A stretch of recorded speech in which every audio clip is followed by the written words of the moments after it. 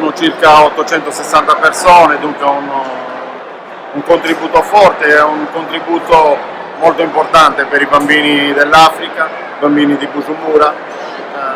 Dunque questo era il risultato che ci aspettavamo e il risultato che abbiamo ottenuto. Grazie soprattutto a tantissime persone, a tutti coloro che ci hanno aiutato, hanno contribuito con i loro prodotti, la 3A, Nieditas, Murepiano, DMDC, Naturalis, tantissime aziende del territorio che con il loro contributo hanno fatto sì che questa cena si svolgesse in questa maniera, dove tutti sono soddisfatti.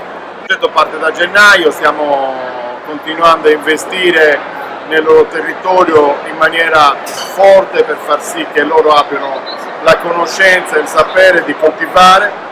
Dunque stiamo investendo nella scuola agricola, nei nuovi metodi di coltivazione che noi facciamo avere a queste persone, e loro stanno cambiando la loro dieta alimentare.